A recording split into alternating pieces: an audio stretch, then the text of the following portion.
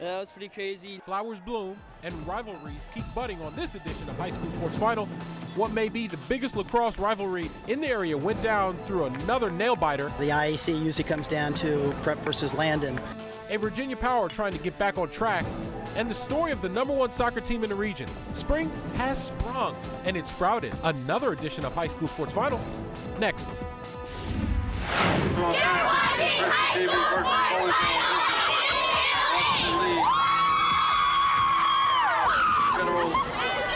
From News Channel 8, this is High School Sports Final.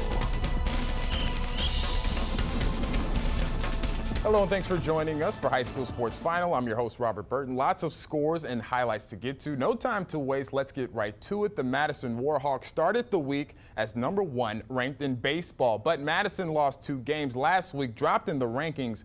Now they want to take those losses out on someone else. First up is Langley. And Langley Saxons trying to upset the Madison Warhawks. Jake Troutwine on the mound for the Saxons, and the righty looking pretty strong here with the inside pitch to Kyle Hayes. Can't quite handle it, gets the strikeout. This time Troutwine faces freshman Kyle Novak, and Novak takes this pitch to the gap in left center. 2 runners come around to score, and Novak pulls into second base with the stand-up double. The Warhawks up 4-zip after that. And that pleases the Madison dugout, of course. But Troutwine would recover. A next batter, Jimmy Goldsmith, makes contact, but it's a can of corn fly ball to center field. Saxons out of the inning, but the damage was done. Madison wins this one. Wakefield hosting Falls Church at the beautiful Barcroft Park. Wakefield already ahead. Jack Guttermuth on the bump tosses to Colton Poitras. The suicide squeeze play to perfection for the Warriors, and Patrick Girard slides in to score on the other end, and that was safe. Ethan Heckler tossing for Wakefield, and the Jags put the ball in play. Sean Clary, the routine grounder, but shortstop Jay Carlton would try to force it. Took it to the long and tries to get the runner at first, but Clary with some wheels beats the throw, and the run scores for Falls Church. That made it 4-2. Daniel Kahn, you just saw at the plate. The glove on Kevin Moore, the sliding stop, and Guttermuth covers the bag. Everyone is fundamentally sound. And then it's way over the head of the first baseman. Noah Sedmick hustles and slides into home plate. Jags down 1 run. Next half inning, the knock into the right field off bat, David Barron. And look at Caleb Sedmark, the catch in the run. Falls Church would go on to come back and win this one, the final 5-4. Let's go to Fairfax, where Lake Braddock hosts W.T. Woodson in this matchup, and it was a long day for Woodson's pitcher, Danielle Newman. And she just couldn't find the strike zone yesterday, and when she did, the Bruins put a hurting on it. Hey, it happens even in the big leagues. Go get them. Lake Braddock cruises 23-0 over W.T. Woodson. Well, time in the show to highlight one of the best and brightest in the area, and it's time for our Athlete of the Week, brought to you by our friends at iTility. Our Athlete of the Week has been like Alexander Ovechkin. He leads the area in goals and has been a player to watch over the years at Bullish. Drew Petkovic is one of the reasons the Bulldogs offense has been lighting up the scoreboard this season. Bullish has scored in double digits in all but 1 game. Petkovic leads the area with 44 goals, and the senior announced that he will be taking his talents to Penn State to play in the Big Ten. So congrats to Drew Petkovic, our iTility Athlete of the Week. Lots of games and scores to get to. We're just getting started here on High School Sports Final. Up next, it's the lacrosse game that you have to have tickets for each and every year. Bullis and Georgetown Prep renewed a bad blood this week. Highlights coming up. Plus, we'll talk with the coach of the U.S. All-Stars when they come to town next week for the Capital Classic. Gonzaga coach Steve Turner is here after the break. And don't forget, for the latest scores and highlights of featured games, you can log on to highschoolsportsfinal.com. We're right back after this.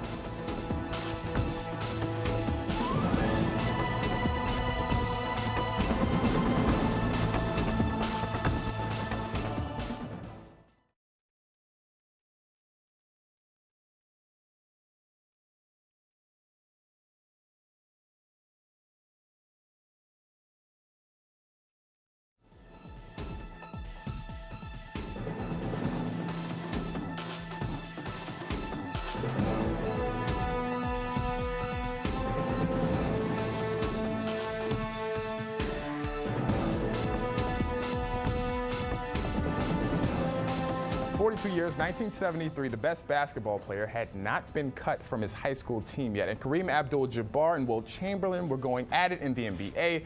That's a long time ago. And that was the year of the first Capital Classic. This year's editions brings some big names to the area, including a load of talented players that will play D1 basketball next season. Gonzaga head coach Steve Turner joins us tonight ahead of next week's Capital Classic. When you talk about that many players in one place, just kind of talk about what that's like. I mean, it's a special opportunity for these young guys to have an opportunity to play in an event that was played by some of the best players in the game. Right. Michael Jordan, Patrick Ewing, to name a couple. But these guys are getting an opportunity to carry on, you know, and create their own legacy. When you say those names, Michael Jordan, do you tell these kids, hey, you should be honored to be a part of something like this? This is this major basketball history. You definitely do.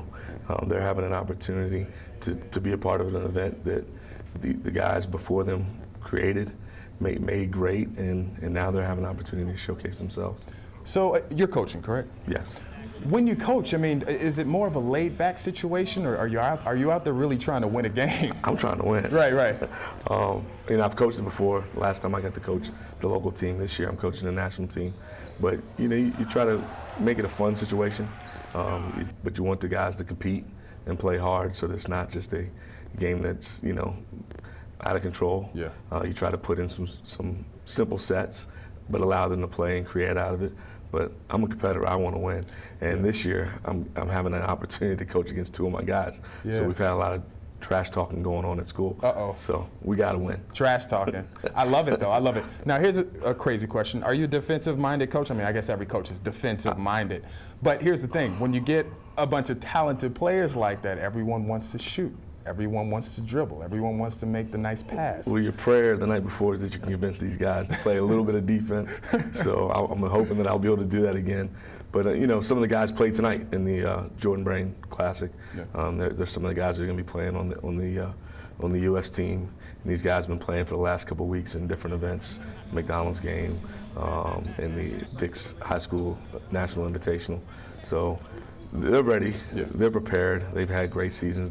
This is probably their last hurrah before they head off to college. So I'm going to push them to say, hey, let's go out with a win. And to get that win, we do got to play some defense. Yeah. Any players in particular that you're looking forward to working with here? One got me this year, Isaiah Briscoe, who's heading to Kentucky. He beat us this year in the season game up in Delaware. Really good game, double overtime thriller. So it'll be nice to be able to coach him. He does a tremendous job. I think he's one of the top point guards in the country. So he'll be the guy that I'm probably going to be looking to lead and guide this team. Yeah. I always ask high school coaches this. What's it like? Because you're sort of a father figure to these kids. When you see these guys come up, you know, even from freshman year to senior year, and they go off and they get a scholarship, just kind of talk about what kind of joy does that bring you when you send them off like that? Well, I think the thing that gets lost sometimes is that it's not just basketball. Right. I mean, I try to run our program at Gonzaga in a way that I'm an extension to the family, a father figure to them during the school day and sometimes beyond, and trying to get them to understand that we're going to use basketball as a vehicle, number one, to try to hopefully allow them to use it as a way to go to college for free, but also a way to help these guys become young men. The season never stops. Are you guys working now? We're back at it. Yeah. Open gyms, strength and conditioning, and we'll do it for about a month here before we head into exams, and we'll take a break at that point to allow our guys to get through the review weeks and prepare to finish off the school year strong. So we've got about three weeks of that, and then we're back at it. After that, getting ready for summer league. Tell me this: is it hard to coach all this national talent? Do you ever, you know, are there any challenges to it? Getting the guys to buy in to sharing the ball a little bit, but I think, you know, these guys know how to play, and a lot of these guys have played together in so many different events throughout their 4 years, playing in national camps, playing on AAU teams together, some of them playing on high school teams together. I think the big thing is getting them to buy into, for one night, not thinking just about themselves, but thinking still about team a little bit, but enjoying it and having fun. Yeah. You say buy in. Every coach says, you know, the phrase buy in. What exactly goes into getting kids to buy in? It's different, I think, with your high school team compared to having 1 or 2 days to work with an all-star team. Buying in, I would say, in high school, it relates to not just the basketball. It relates to being where you're supposed to be when you need to be, taking care of business in the classroom, being a model citizen, representing your school, representing your family, representing God. So that's a part of what our program is about, and it's what we try to have our guys buy into, being a part of the Gonzaga family and the program. In an all-star event, it's just buying into what I'm teaching as your coach for a couple of nights, to be able to have a game go off well, for the kids to be able to enjoy it, and for us to have fun and try to win. Yeah. I'll tell you this much, I played high school ball. Didn't really play on a USA team or a national team or anything like that, but it was always fun to go and watch, you know, people compete for our country. So I'm looking forward to it, and it's a big opportunity for you as well. I wish you the best of luck, Coach. Thank you. Hopefully the guys can buy in, buy in, that phrase again. Yeah, so can you give us a little details on what's going on there? So we have 2 games being played Friday evening next week at Catholic University. We'll have a preliminary game at 6 o'clock, and the main game will shoot off at 8. All right. Any nerves? Nah. No? Nah. What about the guys? Have you talked to them at all? Nah. No? Not yet. When do you get to talk to them? They're all coming in, I believe, Wednesday. Oh, buddy. Ready for those suicides, right? Nah, no suicides. No suicides? Nah. We're not doing that? No suicides. Okay, all right. Well, there's much more to come on High School Sports Final, scanning the area and the highlights from the show, keeping tabs on the best plays. We'll have our plays of the week later, plus the game of the night, Landon and Georgetown Prep lacrosse. Enough said. Highlights next. And you have the chance to show us who has the most energetic and spirited high school. Log on to WJLA.com/spirit and tell us why your school is the best.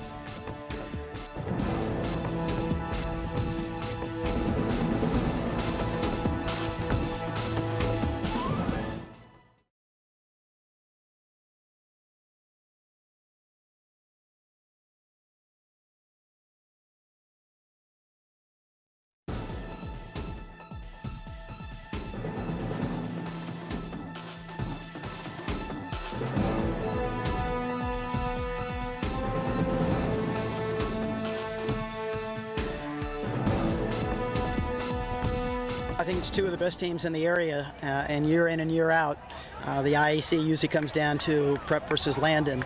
They've had our number. I think they've won 3, maybe 4 in a row, and obviously breaking that losing streak means a lot to us. Landon's coach Rob Bordley, he and the Bears, one of the area's best lacrosse programs, have had great seasons. But since 2012, they have not been able to get over the hump, namely Georgetown Prep. The Little Hoyas have dominated the matchup since 2012, but coach did not break his normal tradition of he and the team scoring over tape of past games against Prep, hoping to come up with some type of lightning in a bottle to beat their lacrosse rivals. And that gets us to our game of the night. Landon 12-1 and ranked number 1, taking on 3rd-ranked Georgetown Prep. Let's get to it. The crowd always showing out for Georgetown Prep, and Landon, the Little Hoyas working hard. David Lipka muscles in and goes for the bounce. He scores. Prep's coaches offering even more motivation as they're still down 1 goal. Then Keith Hernandez makes a play. Not the Mets' first baseman from the 80s, but junior midfielder Keith Hernandez, he would score. Back comes Landon. Griffin Brown with the laser.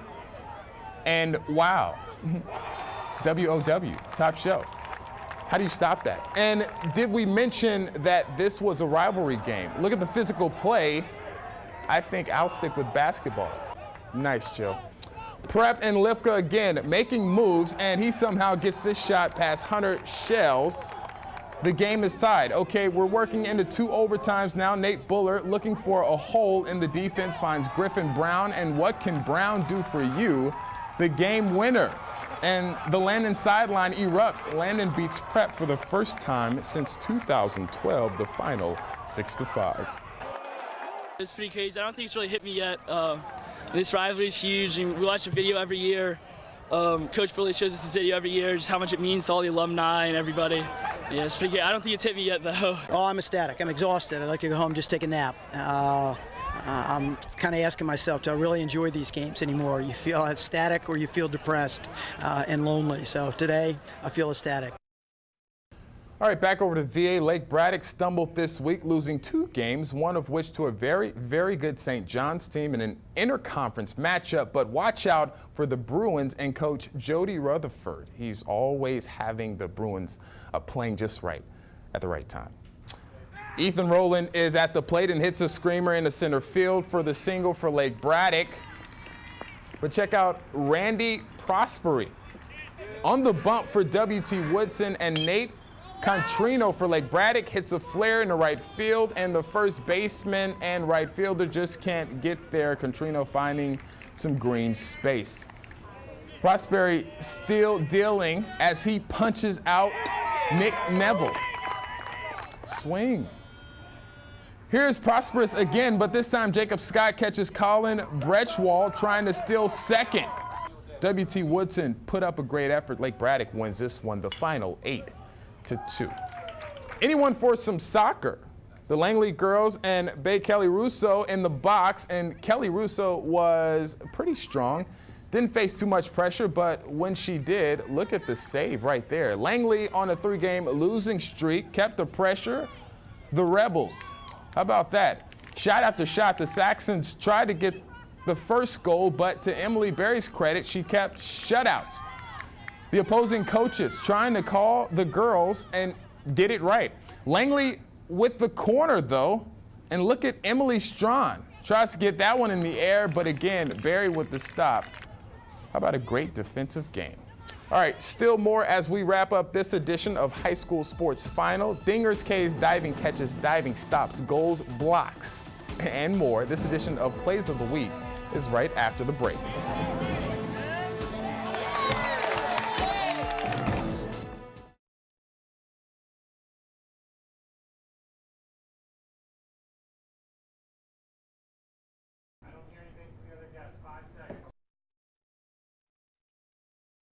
Three, four.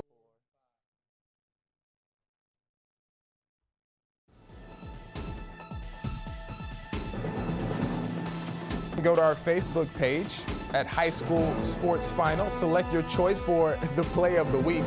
Nate Fuller. It's coming. There he is. Looking for a hole in the defense, finds Griffin Brown. And what can Brown do for you? As I said earlier, the game winner. And the Landon sideline goes crazy. Landon beats Prep for the first time since 2012. The final for that one, 6-5. Danielle Khan at the plate. Check out the glove on Kevin Moore. How about this? The sliding stop, and Gutterma covers the bag. And everyone is a fundamentally sound baseball player. How about that? All right, we'll talk about a team that always plays right at the right time. Battlefield finished the season last year by advancing to the regional final. That experience paid off. This year's team undefeated and ranked #1. Tonight, Battlefield coach Nate Nimero and star Chun Fong joins us. Thanks for joining us tonight. Even though you guys aren't undefeated anymore. That's correct. You're a man of your word. That's correct. You still came tonight to spend Friday evening with us. That's correct. So first off, how you guys doing? We're doing all right. Yeah? Yeah. I talked to you before this. You said we're hanging in there. Yeah. We just lost. Just kind of talk about, what do you say to a team after a tough loss? Well, I think our team is, we understand that the big games are in May and June, and we certainly feel like we got the most out of the game tonight. We got a lot of, I think we had the better statistics as far as shots and possession. So I think we feel good about it. Sometimes the ball doesn't bounce your way, and we get to see that team again. So we feel really good about, getting the better of it the next time around. And John, when you lose to a team, how bad do you want to see that team again later on in the season? It just gives us extra fuel to practice harder until next time we play them again. Yeah, that's the same answer from every player, even me. And I don't even play high school sports anymore. Okay, but you guys were having a great season up until tonight. Just kind of talk about, there's a method to the madness. You guys are a good team. So just kind of talk about the, the principles that you teach these guys day in and day out. Sure. Well, the basis of our team is team first. We don't run a star system. We don't emphasize, individuals before the team. And certainly we are, always trying to put our best foot forward and have a high effort level. And we just want to keep building and get better with each game, with each practice. How hard is it to, you just said you don't go by the star system, you don't do the individual players. That can be hard when you have young players, especially on a good team. Just kind of talk about how hard that is to keep these players grounded. Well, it's difficult. I mean, but at the same time, we've got, we have a lot of talent. But with that talent, we've got a lot of guys that want to be a part of something and want to win championships and know that that involves, sacrificing, and doing what they can do and investing in any way they can for the team. So we just try to instill that in our players that it's team first. And we've had a lot of success, and we plan to have a lot of success the rest of the way. Okay, real quick, John. I asked every player this. What's your Twitter handle? Do you have one? At Chunfong7. That's boring. Okay, that's boring. Coach, do you have one? I do not. No? I've stayed away. Somehow I've dodged that bullet. Yeah. Exactly. Yes. Exactly. Stay away from social media. Yes, sir. It's dangerous. Okay. Well, that's all the time we have for this edition of High School Sports Final. For all the cast and crew behind the scenes that bring you the highlights of the games, I'm Robert Burton. We'll see you again next week.